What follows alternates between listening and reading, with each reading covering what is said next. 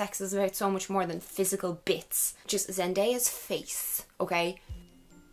I've been sitting here for 10 minutes trying to start this video, and disclaimer, it's because I already filmed it and the audio didn't work. And now I just don't know how to do it again. Welcome back, my internet family, for another big Q&A. I've not done a Q&A in about 5 months, and because the first version of this went tits up, I am going to answer some different questions because I got a lot of questions. I asked you on Twitter as usual. Anyway, Q&As are back because I promised to do them a lot more regularly than every 5 months.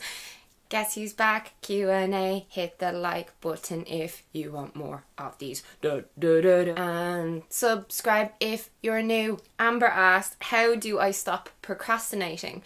Amber, when you find out, let me know, because I'm a fucker for it. I don't procrastinate when I have a deadline. Well, I do. I kind of leave things right until the last minute, but I get it done. Literally, I need an outside influence to be like, if you don't do this thing, you're not going to get money or whatever the thing is that you want. And then I'll be like, oh shit, yeah, I better do it. If that's not there, I just... Erica asked me what age would I like to have kids and how many.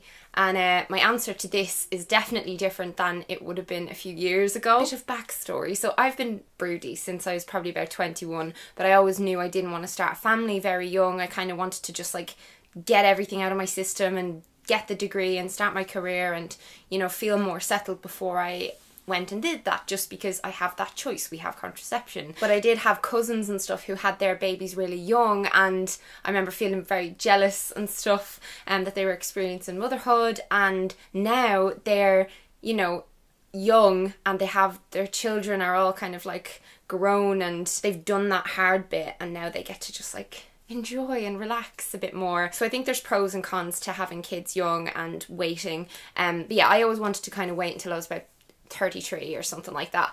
And in past relationships I've been in, there'd be like mention of one day maybe having kids and stuff like that, but it was never actually something I could envision with those people, if you get me, if that makes any sense. It was kind of like, oh, we're together now, and if we continue on this trajectory, that means that probably we'll do that together. But I never had an overwhelming feeling that like, you're the one that I want to start a family with and stuff. And then when I was single, I literally kind of, I don't know, you know, I'm bisexual, and like I didn't know if I would have a family with a man or a woman. Like I didn't know who I would end up being with. And also I kind of went through a phase of being very detached from the whole concept of monogamy and starting a family with someone and all that kind of stuff. And I think that's really common for people in their 20s to go through like a couple of years of that. So I literally talked to my dad about freezing my eggs, and I was kind of planning on maybe doing all that myself, and just not having another party that I was reliant on being there and that kind of thing. Yeah. And my plan was to start around age 32, 33 and to have 2 kids and then maybe adopt 1 or 2. And Thomas, who I've been involved with now for nearly a year, we've known each other for 10 years, and I'm in a situation now where I'm with someone who has the exact same vision of the future as me, and I don't know, we both talk about kids an awful lot and having kids, and not anytime soon, but we've named them and everything, and we both intend on settling down together and doing all that fun stuff together. We've talked about having 3 or 4 kids, and we've not really decided exactly on when we want to start. We kind of had a conversation where we're never going to wake up one day and feel ready, like, oh, today's the day I'm ready to be a parent, because I don't think anyone is ever ready for parenthood. Like every parent I speak to, and a lot of like my dad and mom's generation, it just kind of happened, so you just had to deal with it when it happened. Our decision about the timing was, whenever it feels like it wouldn't be the worst thing in the world, we'll just stop with contraception and planning against it and just see what happens. So I don't really know what age, so we'll just wait and see. But of course I'll tell yous. I'll talk openly about pregnancy and my experience of and all that kind of stuff. I just probably won't involve my kids much in online stuff. I love the way some YouTubers do it. They'll tell stories and they'll convey how important their children are in their lives and stuff without having their kids too involved. I think that sounds nice. If you're going to have kids with another person, I think it's so important that you know that they'll be a really good parent, or that, you know, they're a family orientated person and that they have really good character. But yeah. Okay, Sammy asked me, who's my Hollywood crush? And Jennifer Lawrence has been up there for quite some time. So ever since I watched The Greatest Showman, which I've now watched 3 times, Zendaya is like just Zendaya's face, okay? And also Hugh Jackman is definitely up there now. I've kind of fancied him for years, like from X-Men and Les Miserables and stuff like that. But in The Greatest Showman, he's just, oh. And he reminds me of my boyfriend, so that may be why. Any advice for my younger viewers who suffer from anxiety? Now, first of all, I'm going to leave a link down below with a video full of tips, but this point I think is really important to hone in on when we're talking about anxiety. A certain level of anxiety in day-to-day life is absolutely, completely normal. It's the human condition, you know. I think it's just a word we never used to use much. We use worried or stressed or whatever. We all have our anxieties, and we all get a little bit overwhelmed by anxiety from time to time, especially in and around exams and stuff like that, which, you know, it's a natural human defense mechanism, and I think a certain level of it is healthy. Where it crosses into worrisome territory is if you're feeling anxiety about all sorts of things that are completely uncontrollable to you, like say the end of the world or war or death, you know, people dying, you dying, if that's controlling your whole day, if you're having a lot of panic attacks, if you're afraid to leave the house, I think that's when it gets quite bad. And in that situation, I would recommend that you go to speak to your doctor, which is what I did when I was younger. I had generalized anxiety disorder and I was told it would never go away, which was a complete lie. It absolutely did. I got control over my anxiety so much, but I'd say, yeah, I still get quite anxious from time to time. The things that help me the most is talking to people, so really having them just listen, not even to advise me, just listen, and voicing all of the mad thoughts that are going inside my head. Like sometimes I like to write them down, like just a stream of consciousness, and it gets it out of you. It's like popping a spot, do you know what I mean? And general self-care stuff massively helps. Things like going for walks and being generally active, eating well, having baths, looking after myself, like pampering myself and all that. A lot of that shit, I know it's so simple, but it really does get overlooked, and I think a lot of people kind of snub their nose at it and don't do it and don't give it a try consistently, so they don't really think it helps that much, but it does. Like if you talk to your friends and family, or even just have one person that you go to, like if that is a therapist or whatever, and you're taking time out for yourself, accepting that you're not superwoman or superman and you can't do everything. You learn when to say no and just take that time for yourself. You figure out your triggers, like things that make your anxiety worse, say being in a crowded shopping centre. You know, there's certain things that amplify it for people. Once you find out what those are, you can avoid those situations as much as possible until you're in a stronger place, and then you can kind of encourage yourself to step outside your comfort zone. Please don't feel like you're useless or like you're a mess of a person just because you get anxious, because a lot of people do. It's just that nowadays we're all talking about it a lot more, which is a good thing. And yeah, that distinction is important. Feeling anxious is not having anxiety. Like your anxiety doesn't define you. You are not anxiety. You just might feel anxious sometimes. And if you do have anxiety disorder or something like that, it is treatable. Go to your doctor. Romy asked me, is there any noticeable difference in how strangers treat me now that I'm a redhead? I definitely get more looks. As in, I think people check me out more often, but maybe that's just because I kind of did blend into the mass of long, like straight brunette hair. I definitely get complimented on it more often, which is, it's a nice feeling, because it's so different, much more jazzy than the way my hair was. But the red is washing out now, and I was warned this by the hairdressers that you have to top it up quite often, but I love the colour it goes when it's fading out. Like it kind of, this colour looks so natural. It's like a mix between light brown and strawberry blonde and rose gold, and I love it. ASMR Zeitgeist, who's literally my favourite ASMR artist on YouTube right now, asked me, when did I discover ASMR and what do I think about ASMR?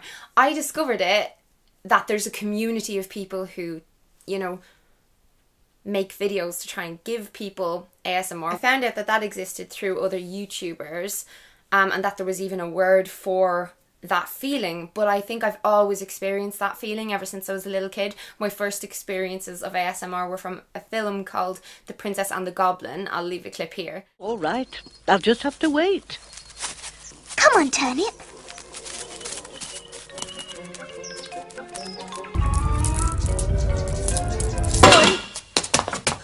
Not even your singing. Oh no, goblins. Tell me if you've seen that, because everyone I ask about it has no idea what I'm talking about. From really good ASMR videos like ASMR Zeitgeist, I just get this all over kind of orgasmic, relaxed, lovely feeling. It's so nice. I'm addicted to it. I love listening to it before I go to sleep. I did think it was really weird when I first heard about it. I remember looking it up and thinking it was kind of very creepy and it made me so uncomfortable. But looking at it in the wrong situation, like if you're not wearing headphones and you just put it on in the broad light of day with a bunch of your mates, like it does look and sound very creepy when people are doing like role plays and saying all these kinds of things, and it had a weird sexual undertone in my head because I didn't understand it. But these people literally relax millions of people. It's an amazing thing to be able to do. Right, this is something I've been asked a lot, and I think it's because I discuss sex on this channel very often, but Will asked me, what should guys do who are insecure about their willy size? Therapists who work with people who experience this kind of self-consciousness about their size, they found that a person's perception of what is too small doesn't align with what research shows. So research shows that the average penis length is 5 inches when erect, though research also shows that a lot of partners who sleep with people with willies are more concerned about girth than length. Even still, I feel like a lot of people are educated around this topic and influenced by pornography, and in porn you see a lot of exaggerated images and body types that are not typical, and that's why they're quite interesting and arousing on screen. So you'll see a lot of men with like huge big willies, same way you'll see a lot of women with tiny waists, huge fake boobs, labiaplasties to remove all the skin on their vagina, like the lips and stuff, and that is not the standard that women need to meet, nor is big massive dick the standard for men, you know? If you watch amateur porn, you'll see a huge variety in sizes and stuff like that, and it really does make you realise that the word normal, like, it's just such a broad spectrum there, you know? And myself and my YouTube friends Hannah Witten, Riyadh K, Callum McSwiggan, we have a little thing called Sexual Liberation Party, where every time we hang out we all end up talking about sex, so we dubbed it that name. And through our discussions I've really realised how little size matters in terms of how good or bad and how enjoyable or unenjoyable a sexual experience is. Do you know what I mean? So there's been stories of people with small penis partners having an amazing time, and there's been stories of people with huge penis partners having a pretty dull, boring time, because there's so much involved in sex and what makes it good rather than a willy size. Do you know what I mean? People who have much smaller penises can be amazing in bed because there's all sorts of other things that you can do with your hands and your face and all sorts of other parts of your body. Sometimes having a really big penis can actually end up causing problems for certain couples, because if it's too big, you know, there was literally an episode of Sex and the City about this, like this guy's willy was too big and Samantha really wanted to give it a go. She even was like smoking weed and everything to try and relax her muscles. It's so funny. But yeah, like, it's, I don't know, if you don't fall in the average range, don't worry, because it doesn't mean you're doomed whatsoever. And I think people care less than what a lot of guys think. If you look on Google, like the amount of fellas that Google does size matter and stuff like that, it just upsets me. That's the equivalent of girls being like, oh, does my bum look big in this, and does this make me look fat? Stop focusing so much on these external things. Like, sex is about so much more than physical bits. Sarah asked me, have you thought about doing an audiobook of your book Fully Functioning Human Almost, so we can listen? That exists. I'll link it down below. I spent a few days in a studio recording it, so it's kind of like a really long structured podcast. Loads on body image and confidence, loads on bisexuality, coming out, realising I'm bi, sex in general, relationships, social media and how that affects people's brains. Loads in the book. Alternatively, you can go and grab the paperback version, which came out very recently, and it's just a lot smaller than the original version. It's cheaper. It's the same book, like no information has been removed from this, it's just smaller. My viewer Michelle said, I recently came out of a long-term relationship after moving for university. She said the breakup ruined part of her first year at university and destroyed her confidence, and she's asking about tips to regain self-confidence and to adjust to single life. And I definitely have a lot of experience with this. A lot of the time when you're in a long-term relationship, you allow it to consume so much of you that your sense of self is so attached to the relationship and your sense of self-confidence. You get validation from your partner, and in our modern society, for some bloody reason, relationships and being taken is placed so high up here. When, you know, like a lot of people are in shit relationships. Like, I'd rather be single than in an unhealthy or toxic relationship any day of the week. There's no shame in being single, and being single is very fun, can be very fun, can be lonely, can suck, but there's a lot of pros and cons to being in a relationship and being single. When you first detach from the person, especially if they dumped you, you might feel a huge hole in the confidence that you did have before. It depends so much on the reasons for the breakup, do you know what I mean? Because if the person left you for valid reasons, like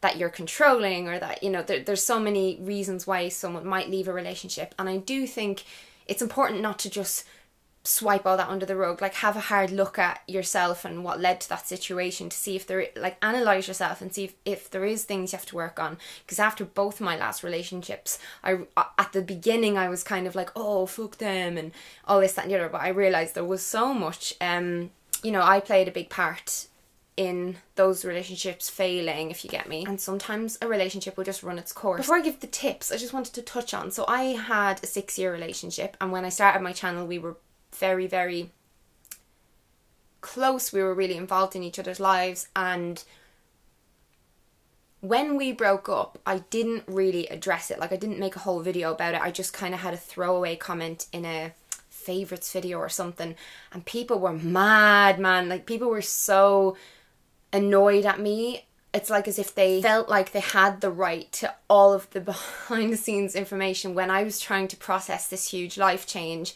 and I was trying to project a happier, you know, that I was in a happier place than I was in, because that was the only way I knew how to deal with it. Like, I didn't want his business being online. And then there was all sorts of speculation that there was cheating, or that I cheated on him, or just loads of bollocks. Like, the amount of stuff that I was getting messaged was mad. The truth of the matter there was that we had not been getting along for a long time. We had a 5-month breakup within the 6-year relationship and got back together, and then we moved in together. And the first breakup actually happened while I was on YouTube. I made a video announcing it, like, quite early on, when I think I had about 25,000 subscribers. People were just ignoring all this because they were focusing on what the bits that they were seeing, and they had their own image of what our relationship was. But there was a lot of problems. We were very fundamentally different, and we had very different views on the world, and we bickered a lot. We had terrible conflict resolution, and by the end of our relationship I was in a really terrible place. I was anxious, I was self-harming, I was screaming and smashing things. It was so important for us to break up. And one thing that I definitely struggled with was, oh my god, like, now I'm this age and I'm not in a relationship, and I can't imagine being in a relationship anytime soon with anyone, like a monogamous one. I felt shit about myself for that reason. And then I threw myself very quickly into, like, I was infatuated with someone else that I met really quickly after it ended, do you know what I mean? It's like I latched onto the first attractive person who showed me attention, and I wouldn't say that it was necessarily a bad idea. It was definitely very much a rebound relationship, if you call it that. We weren't boyfriend and girlfriend, but we had a thing, and that definitely did boost my confidence up.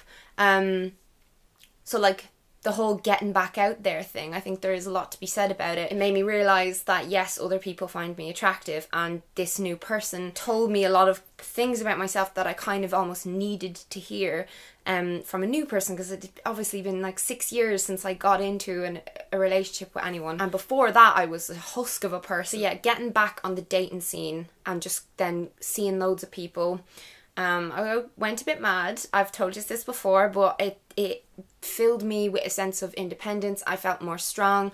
I learned things I did and didn't like about, you know, other people. I learned what I wanted. I felt more desirable. I spent a lot more time with my friends. I feel like one of the biggest things you can do to help yourself after a relationship is, like, even if you don't have a big friend circle, work on building one. Find your friend family, which, like, friends are the family that you choose. Do you know what I mean? You are never too old to make new friends. All you have to do is just go outside your comfort zone a bit. And I know it's easier said than done, but it has to be done. Just start new hobbies. Go to new events, especially if you're in university, which you said that you're in university. It's a great place to meet new people. And what helped me as well was playing with my image a little bit. Like, I would always, after a breakup, like, get new clothes and change my hair and get a new perfume and, I don't know, listen to new songs and try out new things, carve out sections of life that are, like, completely unrelated to that ex. So there was just certain places after we broke up I just couldn't go anymore because it just made me sad,